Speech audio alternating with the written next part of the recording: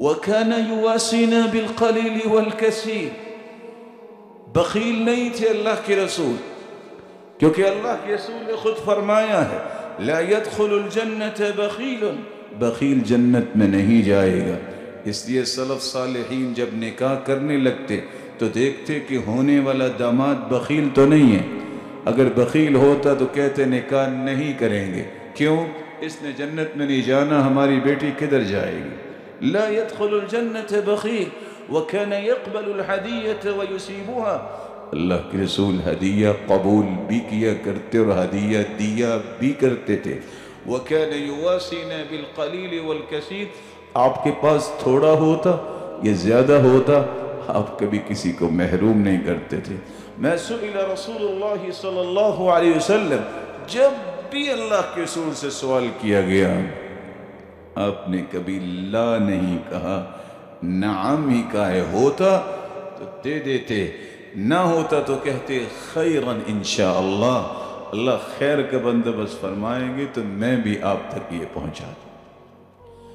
آپ صلی اللہ علیہ وسلم صرف خود ہی لوگوں کی عیادت کے لیے نہیں جاتے تھے، بلکہ آپ نے حکم دیا عود المریض اطعم الجائع وفک العانی، لوگوں کی بیمار پرسی کیا کرو، کیا ہوگا؟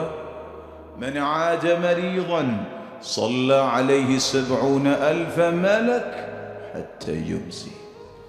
دیانتداری سے بتائیے گا، آپ نے زندگی میں 70,000 لوگوں کو دعا کا کہا ہے؟ سوچئے، آپ نے جتنے لوگوں سے بھی دعا کی گزارش کی ہوگی ان کی تعداد 70,000 ہو سکتی ہے؟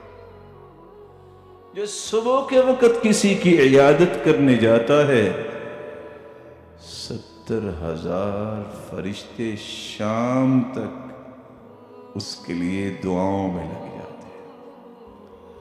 شام کے وقت جائے حتی یصبح، صبح تک 70,000 فرشتے اس کی بخشش اور برکت کی دعاؤں میں مصروف ہو جاتے۔ اللہ کا حکم، میری اور آپ کی دعا کی کوئی شورٹی نہیں ہے، لیکن فرشتوں کی دعا کو اللہ رد نہیں کرتا۔